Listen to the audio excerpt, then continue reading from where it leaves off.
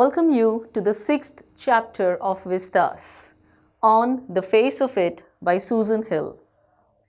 Looking at this picture, looking at this image, what does it speak to you? What does it convey to you?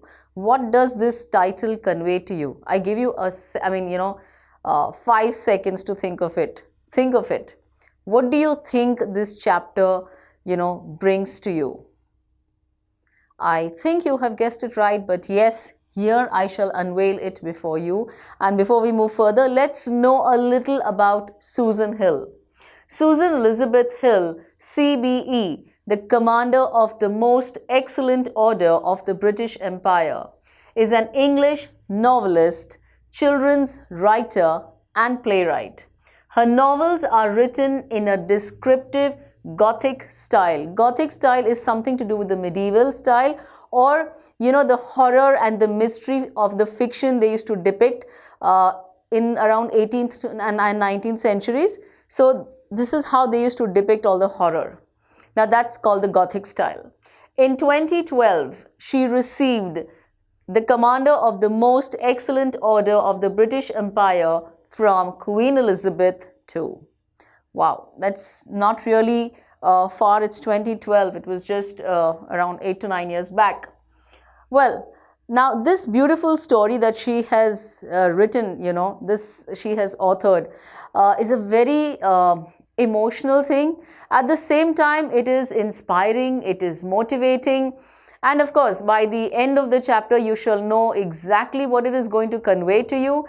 But yes, I definitely like to tell you, keep this story connected to your weaknesses.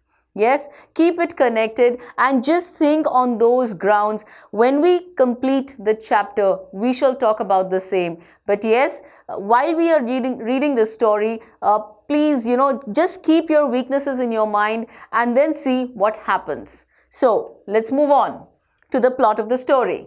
The story revolves around a teenage boy, Derry, who has a burnt face, and Mr. Lamb, who is a disabled old man with an artificial leg made of tin. So, basically, you can see both of them facing they were totally in agony, basically. Derry feels alienated due to his burnt face and does not like to interact with people. He accidentally enters Mr. Lamb's garden to hide himself from people who hate him because of his ugly face. Now, remember, he had a burnt face. So, it's not really, you just don't want to look at something like that. It is so horrifying. Derry meets Mr. Lamb and tries to run away. Mr. Lamb not only welcomes him in his garden, but also encourages him to lead a normal life, leaving behind his past. I think, this part itself tells you the entire thing, that both had some problems, some physical issues, and then how he gets totally, depressed, he's dejected all the time. And then how he comes across Mr. Lamb, who actually encourages him and tells him, past is history. Let's live in the present moment. And let's see what a beautiful interaction they have. So yes, looking at the characters of the story, we have Derry, a teenage boy. One side of his face was burnt by acid, pessimistic, loner. Pessimistic as in he was not optimistic. Optimistic is the antonym. Pessimistic is when you look at the half empty glass. We all remember that concept. When someone asks you, I have a glass filled half with water. So what would you say? Now, if I am an optimist, I will say, oh, there is half glass water in it. But if you are a pessimist, you will say, oh, I see half glass is empty. So basically, an optimist looks at the brighter side of life, whereas a pessimist looks at all the negativity. He looks at everything that is really, very saddening. And a loner, very lonely. Mr. Lamb, an old man, has a tin leg. He has an artificial leg made of tin. Optimistic, lives in a garden. Now you see here, he is looking at the bright side of the life. He is looking at the positives. He is looking at his blessings. He is counting his blessings. Mother, Derry's mother, very protective of Derry. Obviously, any mother would be worried about Derry's future. Now, he had gone through that big thing, so that terrible thing in his life. So obviously she was worried, how will he cope with life? How will he face life? So let's talk about scene 1. And where is this scene 1 situated? Mr. Lamb's garden. There is the occasional sound of bird song and of tree leaves rustling. Now you had this occasional sound, means sometimes the sounds kept coming of the bird song, the chirping of the birds, and the leaves were rustling. You know, you have the soft cracking sound of the leaves. That is how generally when the leaves are there, you know, when it's windy. Derry's footsteps are heard as he walks slowly and tentatively through the long grass. Now his footsteps are heard, you know, when you're in a garden and when you have some dry leaves. So obviously when you walk, you know, that sound comes. So he walks slowly and tentatively, as in hesitantly, unwilling, not sure. You know, he didn't know whether he's in the right place, but he just keeps walking through the long grass. He pauses, he stops, then walks on again. He comes round a screen of bushes. Here it is a partition, you know, there are 2 bushes and in between there's a passage type. So a screen of bushes, so that when Mr. Lamb speaks to him, he is close at hand and Derry is startled. He's suddenly shocked. I mean, you know, he was hiding, literally hiding there so that he could not catch hold of him. But suddenly when he starts talking, he's extremely shocked. He was trying to hide away from him, but somehow Mr. Lamb notices him. Mr. Lamb, mind the apples. Now that's his garden, right? So he says, just watch out for the apples. Derry, what? Who's that? Who's there? Because he was hiding. He had not even noticed him. But Mr. Lamb noticed Derry. Mr. Lamb, Lamb's my name. Mind the apples. Crab apples those are. Wind falls in the long grass. You could trip. He says, crab apples, you know, they are the small sour apples. They are not the sweet ones. They are the sour apples. They are called crab apples. So yeah, wind falls in the long grass. You know, sometimes there are so many of them. And probably you could just trip. You might just fall. I thought this was an empty place. I didn't know there was anybody here. He says, I'm not even sure. I thought this place was totally empty and there was no one here. That's all right. I'm here. What are you afraid of, boy? That's all right. He says, don't worry, don't panic. It's okay. It's just me. I am here. Don't you worry at all. And don't be afraid. I thought it was empty, an empty house. He says, I thought really nobody stayed here. So it is. Since I'm out here in the garden, it is empty. The house is actually empty. Why? Because right now I am in the garden. So there's nobody at home. So it is empty. Don't worry, you were right. Until I go back inside. In the meantime, I'm out here and likely to stop. He says, right now I'm out here. Of course, later when I go in, there will be someone that will be me in the house. But right now I'm likely to be here for some time. A day like this, beautiful day, not a day to be indoors. He's saying the weather is so beautiful today. How can I stay indoors? What will I sit in the house and do? I'd rather come out and see this bright sky, you know, the bright sunshine, the chirping of the birds, these lovely crab apples. So much to enjoy. What would I do sitting indoors? Derry is in a panicky mode. I've got to go. Mr. Lamb, not on my account. It's not because of me. Don't run away. If you're running away because of me, please don't. Just stay there. I don't mind who comes into the garden. The gate's always open. Only you climbed the garden wall. He says, I have no issues if anyone walks into my garden. Everyone is most welcome. In fact, the gates of the garden are always open. I don't know why you chose to come from the garden wall. Why did you have to climb over? You could have just walked in. The gates were open. Derry is now angry. You were watching me. I saw you, but the gate's open. All welcome. You are welcome. I sit here. I like sitting. He's saying, why? It's all okay with me. When I am fine with it, why do you have issues? I welcome you wholeheartedly. I'd not come to steal anything. He says, don't worry. I mean, he's trying to justify. He's just trying to prove it to him that, look, I am not here to steal anything. I'm not a robber. No, no. The young lads steal. He says, these young boys, they come and pluck apples from my tree. Scrump the apples. Scrump as in they steal the fruits. They rob the apples. You are not so young. He says, you don't seem to be that young, that small, but that's okay. It's fairly okay. And I'm pretty used to it. These boys, they keep coming to, pluck the apples. I just wanted to come into the garden. He says, I just wanted to come in. So you did. Here we are. Then he says, okay, you wanted to come in. You are here. Now what? You don't know who I am. A boy, 13 or so. He says, you're a young boy. You're around 13 years old. 14. He corrected the age. But I've got to go now. Goodbye. He's not ready to speak. He's not ready to stay there because he thought it was an empty house. And somehow Mr. Lamb comes across him. So yeah, he wants to now go away from there. Nothing to be afraid of. Just a garden. Just me. He says, I don't even understand why. What are you afraid of? Here it is only the garden. Here it is just me. And I am okay with everything. So why do you want to go? What are you afraid of? But I'm not afraid. People are afraid of me. He says, I am not afraid. The problem is when people see me, they are afraid of me. Why should that be? Mr. Lamb asks him. Everyone is. It doesn't matter who they are or what they say or how they look, how they pretend. I know, I can see. Here he says, look, I have no issues about who they are and what they say or how they look. I have nothing to do with it.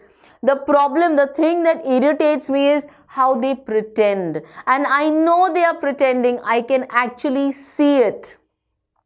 Mr. Lamb, see what? What they think. He's saying, this is what I can see. I can see what they are thinking. It is so visible on their face. What do they think then? He says, Acha, if you think you know what it is, what do they think? You think, here's a boy. You look at me and then you see my face and you think, that's bad. That's a terrible thing. That's the ugliest thing I ever saw. You think, poor boy, but I'm not. I'm not poor. Underneath, you are afraid. Anybody would be. I am. When I look in the mirror and see it, I'm afraid of me. He says, you're telling me what? I'll tell you. I'll tell you what the whole thing is. He says, come on, now I am here. Here's the boy. Now you are looking at me. And then you see my face. And then what comes to your mind? Oh my God, what an ugly face. I have never, come across something like this before. It's such a terrible thing. It's really, really bad. And then you say, oh, poor boy. You just, show pity towards me. Poor boy. And I'm not even poor, he says. Inside, even you are afraid. In your heart, you are scared. You are afraid when you look at my face. And quite often when we come across horror movies, don't we do that? We are sort of afraid when we see something, horrifying on the screen. Anybody would be. I am. When I look in the mirror myself, I only get scared of what is on my face. How can anyone else not be? Mr. Lamb, no, not the whole of you. Not of you. He's saying, no, I am not even afraid of you. It's not the whole of you. It is just one part of your body. It's just half part of your face. Derry, yes, that is the case. Mr. Lamb, later on, when it's a bit cooler, I'll get the ladder and a stick and pull down those crab apples. They are ripe for it. I make jelly. Now suddenly, Mr. Lamb starts talking of the apples. Literally, he drifted from the topic. He just moved away from the topic that they were talking about. And suddenly he says, okay, now when it becomes a little cooler, I shall bring the ladder and the stick and I shall bring down those crab apples. I make jelly. It's a good time of year, September. Look at them, orange and golden. That's magic fruit. I often say, but it's best picked and made into jelly. You could give me a hand. He says, he describes all about the crab apples which grow out there. I mean, you know how tasty they are, how beautiful they look. They come best in September. And the best thing is, you know, you pluck them and you make jelly out of them. Nothing like it. It comes really, really delicious. In the end, he tells him, you could give me a hand, as in, you could help me. Derry, what have you changed the subject for? Now Derry is wondering, he's saying, I mean, we were talking of such intensity. I mean, we had such a big thing we were talking about, and suddenly he starts talking about apples. Why did he change the topic? People always do that. Why don't you ask me? Why do you do what they all do and pretend it isn't true and isn't there? He says, why are you behaving like others? This is what others do to me. They pretend, they fake. Why don't you ask me about it? Why are you pretending it's not true? In case I see you looking and mind and get upset, he says, just you think I would get upset about the fact if you would ask me? I'll tell. You don't ask me because you are afraid to. He says, I have no problem to tell you. But the problem is you are afraid to ask me. You don't want to hear how this and why this thing happened to me. You are afraid to ask me. But I am not afraid. I am ready to share. Mr. Lamb says, no. Aren't you interested? Derry asks him. You are a boy who came into the garden. Plenty do. Many people come. I'm interested in anybody, anything. He says, for me, it's not you. For me, it's anybody. Anybody and anything. I'm okay. I don't mind. All the creations of God are really good to me. For me, everything is one. It's equal. There's nothing God made that doesn't interest me. Whatever God has made under the sun, anything and everything interests me. I love watching anything and everyone. Look over there, beside the far wall. What can you see? Now he's trying to, explain things to him. He says, okay, if that's what you think, let's do one thing. You look over there. Over there, the far wall. You can see there, beside the far wall. What do you see? Derry says, rubbish. Now, rubbish is nothing. Absolutely absurd. Rubbish? Look, boy, look. What do you see? He's trying to show him something. He says, come on, look. Now, let's remember this. Let's recall this. Here, if you remember at the beginning of the story, they had explained that Derry was a pessimist and Mr. Lamb was an optimist. So, based on that, let's see what they say.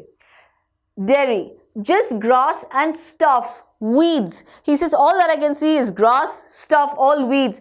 Weeds, we are all aware, it's a wild plant growing where it is not wanted. It just comes out of nowhere. It's actually an unwanted one.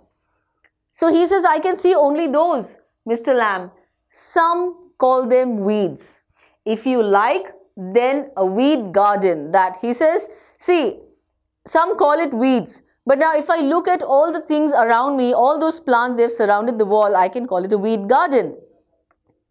There's fruit and there are flowers and trees and herbs. Look at the entire garden. There are so many much more beautiful things to look at. Why do our eyes go on the unwanted things? There's such beautiful things. There's fruit, there are flowers, there are trees, there are herbs. All sorts, all varieties. But over there, weeds. Only in that one corner, you are seeing weeds. I grow weeds there. He's saying, I literally grow them there. Why is one green growing plant called a weed and another a flower? He says, tell me one thing. Now, even that weed is green in color. Even that is a growing plant.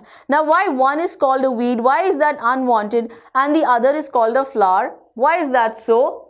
What's the difference? Where's the difference? It's all life, growing, same as you and me. He says, just like this flower is blooming, it's growing, so is that weed. Still there is no difference. I don't find any difference. Why do we say that's bad, that's unwanted, and why do we praise this flower? Why do we like this flower? Why? What's the difference? It is all the same. It is just like you and me. Derry says, we are not the same. How are you and me the same? I'm old, you are young. You've got a burnt face, I've got a tin leg. Not important. You are standing there, I'm sitting here. What's the difference? He says, what's the difference? Tell me. You have a burnt face? Fine, I have a tin leg. You are standing there, I am sitting here. You are young, I am old. So, where is the difference actually? Why have you got a tin leg? Now he says, okay, fine. Now he gets to the question, why have you got a tin leg? Real one got blown off years back. He's saying years back, the real leg had got blown off. Lamey, lamb, some kids say. Some kids make fun of me. They call me different names. Haven't you heard them? You will. Lamey, lamb. It fits. Doesn't trouble me. He says, it's okay, it's fine. They call me because I am lame, I have one tin leg and they call me by names, but it doesn't really touch me. It doesn't bother me. They call me. Do those words come and pinch me? No, they don't. They just fly in the air. That's what they look at. That's their vision. But you can put on trousers and cover it up and no one sees. They don't have to notice and stare. He's saying, but why? Now you see, he's wearing his shorts. He's not even covered. He's not wearing his full trousers. So he tells, why don't you cover it up? Obviously, then nobody can make out and nobody will tease you. Nobody will bother you because nobody will get to notice it. Mr. Lamb, some do, some don't. He says, though I am in shorts, some people do notice and some people don't. They get tired of it. In the end, he's saying eventually, now every day that you will not keep doing the same thing, right? So eventually they will get tired of it and then they will stop. It doesn't make a difference to me. There's plenty of other things to stare at. Come on, what can you look at a tin leg and how much can you talk about it? The world has so many beautiful things to look at, so many beautiful things to talk about, so many beautiful things to praise. Why would anyone get stuck to this tin leg? And honestly, doesn't bother me. That's what Mr. Lamb said. Dairy, like my face. He says, this is just like my face, Mr. Lamb. Like crab apples, or the weeds, or a spider climbing up a silken ladder, or my tall sunflowers. Remember what he spoke in the end? He says there are so many beautiful things to stare at. He says when he spoke of his leg and he says people get tired, and then he said, there are so many other beautiful things to look at, and this is what he's saying. He's saying like there are so many beautiful things to look at. Here he's talking of the crab apples or the weeds or a spider climbing up a silken ladder, obviously the spider web, or my tall sunflowers. Dairy says, but they are things. Right now we are talking of you and me. We are humans. It's all relative. It's totally comparable. Here it is not independent, right? Beauty and the Beast. Now they are all sort of complementing each other. They are sort of relative. Now what's that supposed to mean? And Mr. Lamb says, you tell me. What do you understand out of it?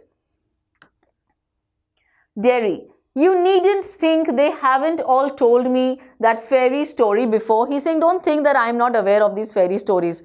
I am aware of all these stories.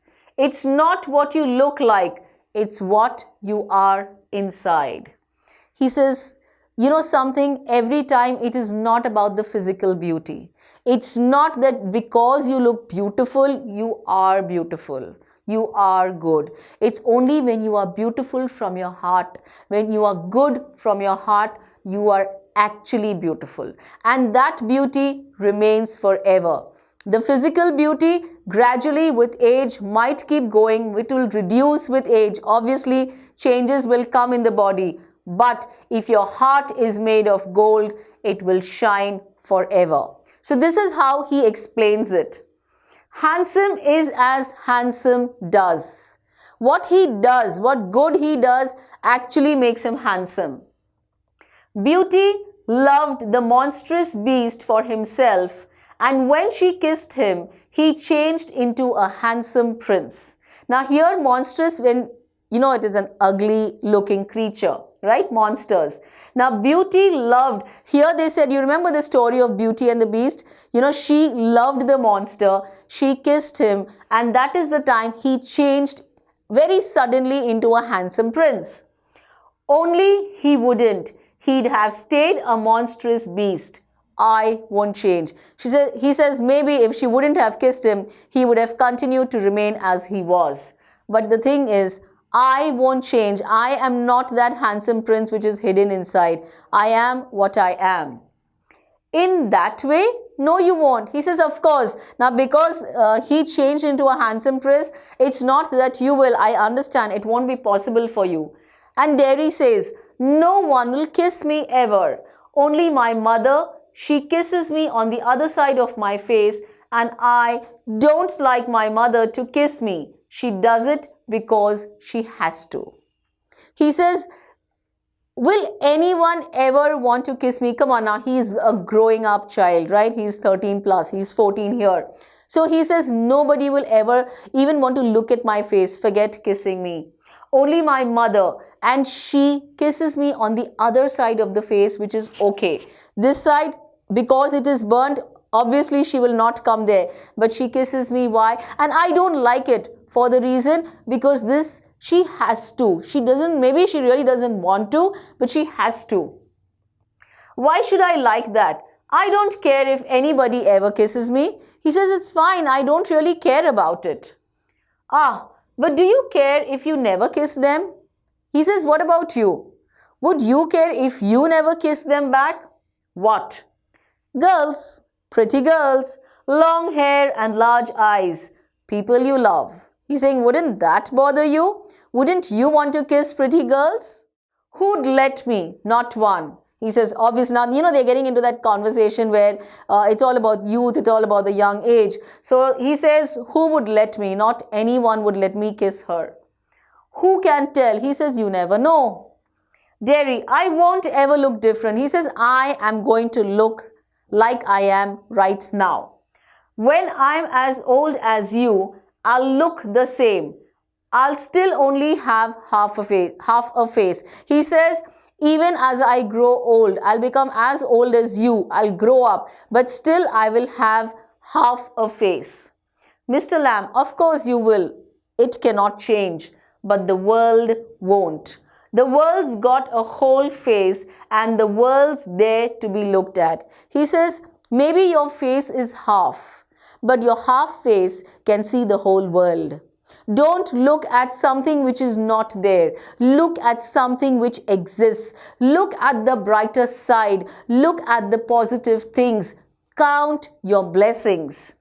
And he says there's so much to look at. The world has so many things to be looked at. Do you think this is the world, this old garden? He says, you think, now for example, if I tell you this is the world, this old garden is the entire world.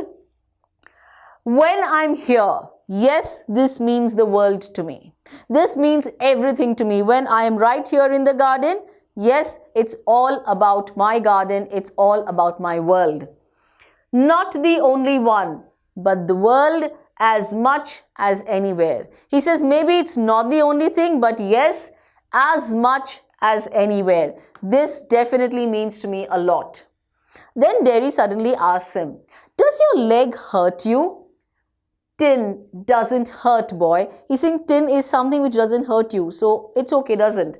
When it came off, did it? Now, obviously, when actually the leg got cut, that time did it hurt you? Certainly, of course. And now, I mean, where the tin stops at the top, now the entire thing is not tin, right? So where the tin meets your flesh, what about at that point? Doesn't that hurt you? Now and then, maybe, sometimes in wet weather, it doesn't signify. It's not really important. Here and there, during the wet weather, that's when it's rain or, that time it hurts me a bit. Derry, oh, that's something else they all say. Look at all those people who are in pain and brave and never cry and never complain and don't feel sorry for themselves. He says, okay, now that's something else they all say. Everyone says about this. Everyone talks about it. What do they say? They say, look at those people who are in pain. There are many people who are going through a lot of pain, a lot of stress in their life, even physically. You know, when you are totally disabled, they definitely go through a lot. But they are brave. They never cry. They never complain. And they don't feel sorry for themselves. They feel, I mean, they don't pity themselves. You know, that self-pity will never let you grow. You're like, oh me, oh poor me, oh poor me, oh I don't have this and I don't have that. That will never let you grow. That will never let you succeed in life. So throw away the self-pity. Just wash it away. Mr. Lamb says, maybe people say, but I haven't said it. You are telling me I haven't said it. And think of all those people worse off than you. He says there are many people who you still have that artificial leg, you are moving. There are people worse than you. Think, you might have been blinded or born deaf or have to live in a wheelchair or be daft in your head and dribble. He's like, there could have been worse things. There could have been things which you cannot even imagine. Maybe you would have been born blind or deaf, or you would have to live in a wheelchair.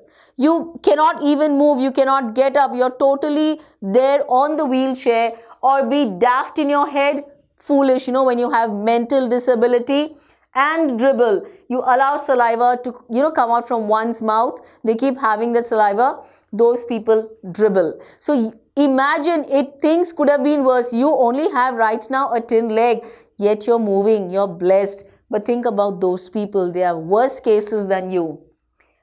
And that's all true. And you know it. He says, of course, it's very true. And I'm glad you are aware about it. It won't make my face change. He says, yes, I am aware. I am aware of everything. But still, I will remain the same. My face will remain the same. It will not change. Do you know, one day a woman went by me in the street. I was at a bus stop and she was with another woman. She looked at me and she whispered, she said softly to her other friend. Only I heard her. She said, look at that. That's a terrible thing. That's a face only a mother could love. Now that lady said to the other that this face, it is so terrible. And nobody else would ever love that child but the mother. For a mother, however be the child, however crippled, however disabled, for the mother, the child is the world. Always, in any case. Mr. Lamb, so you believe everything you hear then? He's saying you heard that, and do you believe what that lady said? Do you actually agree with what she said? He said that was cruel. Why did she say that? Maybe not meant as such. She must have said it, but maybe she didn't mean it. Just something said between them. He says maybe it was just an informal talk and they were just talking about it. So, okay. Only I heard it. I heard. He's saying, but I heard it. It's not that they were just talking. I heard them talk. And is that the only thing you ever heard anyone say in your life? He's saying, is that the only thing you've ever heard so far in your life? Nothing else you have come across? Oh no, I've heard a lot of things. So now you keep your ears shut. He says, fine. So far you heard them, right? You heard everything what everyone said. But right now what you need to do is keep your ears shut. Don't listen. Don't react to anything. Don't believe to anything. You are peculiar. Peculiar means you're really strange. You say peculiar things. You ask questions I don't understand. He says, you know something, you're really very strange. You ask me very strange questions. You ask me questions which I don't even understand. Mr. Lamb, I like to talk. I have to have company. Now he's alone. The poor fellow is alone. He has no company. So he's saying, I like to have company. You don't have to answer the questions. Don't worry. Even if I ask you, it's not compulsory that you have to answer them. You don't have to stop here at all. The gate's open. He says, don't worry. I'm not tying you here or I'm not telling you. It's not like a prison. If you want to leave, the gate is open. You can please move on. Don't worry. You don't have to stop here. Derry, Yes, but he's not sure. I'm a hive of bees behind those trees over there. He points to some trees over there and he says there is a hive of bees over there. Some hear bees and they say bees buzz. You know, then there's that sound. But when you listen to bees for a long time, they hum. Hum means they sing. You know, when you hum a tune, that's humming, right? So for them, it means sing. I hear them singing, my bees. He says, for some, now it all depends actually how you take it. At the receiving end, how do you feel? Now some feel that the bees are buzzing. Some feel that the bees are humming. For him, they are singing. So it's basically your perspective. How do you look at it? Derry, but I like it here. He's saying, I really like. Now he started seeing all the positive things because Mr. Lamb actually made him look at it. So he started liking it there. I came in because I liked it when I looked over the wall. He's saying, when I looked over the wall, I actually liked this place. If you'd seen me, you'd not have come in. He says, you like the place? Maybe. But if you would have seen me in the garden, that time there was nobody in the garden. So you came in. But if you would have seen me in the garden, you would have definitely not stepped into the garden. No. Mr. Lamb says, no. Derry, it have been trespassing. He's saying, obviously, it would have been entering someone's property without permission. I mean, if you would have been there, I knew it belonged to you. But because I saw nobody, so I came in. But if I would have come in your presence, then it would be trespassing. You remember, quite a few places we see trespassers will be prosecuted. So trespasser is when you get, oh, here it is, no trespassing. Violators will be cited as per the section Street and Highways Code. So yes, you cannot step into anyone else's property. That's not why. He's saying that's not the reason. I don't like being near people. When they stare, when I see them being afraid of me. He's saying I don't like it when people actually look at my face, because when I look back at them and I can see that they are afraid, I can see on their face, their reaction when they see my face, I feel they are afraid of me. You could lock yourself up in a room and never leave it.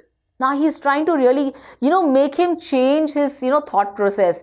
You just stop living in the dark. Stop reacting to people's comments. Don't even bother. Live life king size. Just don't bother. He says, you want to do something? Go lock yourself up in a room and never leave it. There was a man who did that. He was afraid, you see, of everything. This one man, he actually did it. Everything in this world. A bus might run him over, or a man might breathe deadly germs onto him. Deadly germs as in, deadly as in those germs which cause you death. And germs are those microorganisms which causes a disease. So these are those microorganisms. Now, so he says that man was so afraid of anything and everything on earth that he literally locked himself up in a room. Or a donkey might kick him to death. Now he used to think of all weird reasons, all stupid reasons that might kill him. Or lightning might strike him down, or he might love a girl and the girl would leave him, and he might slip on a banana skin and fall, and people who saw him would laugh their heads off. Now, do you see the n number of reasons that man had in his mind, which was actually not letting him live his life? He literally locked himself because of the fear. Not that these things happened to him, but because of the fear that these things, any one of these things was possible. Because of that fear, he stayed in. So he went into this room and locked the door and got into his bed and stayed there. He didn't ever come out. He just died there itself. Forever, for a while. That's what he felt. He says, did he really die there? He says he was there for a while. And then what? Shocking. A picture fell off the wall onto his head and killed him. Now you see, he was not ready to step out of the room because of the things that could have happened to him outside. But what happened to him? He actually got himself killed in the room, where he was in the room. There itself he got killed when a picture which was on the wall fell on his head. Derry laughs a lot. So you see, but you still say peculiar things. He's trying to tell him, he's saying, there are very strange things that you are, trying to tell me. Peculiar to some. He says they are strange to some. What do you do all day? Derry asks him, okay, tell me, what do you do all day? Mr. Lamb, sit in the sun, read books. Ah, you thought it was an empty house, but inside it's full. Books and other things. Full. He's saying, you think that house is empty? There are so many books. I love reading books. There are many of them. So don't worry. That house is not empty inside. There are beautiful things inside. Derry, but there aren't any curtains at the windows. He's saying, why are there no curtains at the windows? He says, I'm not fond of curtains. I don't like curtains.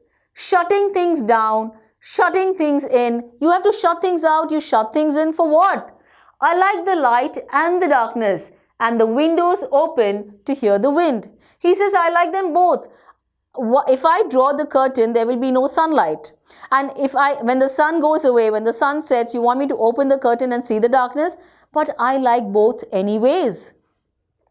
And so I even leave the windows open to hear the wind. I love nature. I admire beauty. I admire everything that is under the sun, every creation of God. Yes, I like that. When it's raining, I like to hear it on the roof. The pitter-patter raindrops on the roof? Yes, I love that sound. So, you are not lost, are you? Not altogether. He says, in that case, at least there is something that exists in your head. Great, you're not totally out of it. You do hear things, you listen. He's saying, yes, you do hear things, you listen. Why is it here, there, and why is it listen here? What do they mean by it? Do they mean the same? Here is just casual. Okay, there was a honk of the car, but when you listen to somebody with concentration. In here, there is no concentration. I'm sure you all are aware. And when you listen attentively. You listen with concentration.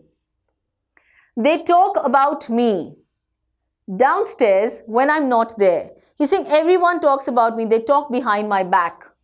What will he ever do? What's going to happen to him when we've gone? He's saying, I wonder what will happen to him.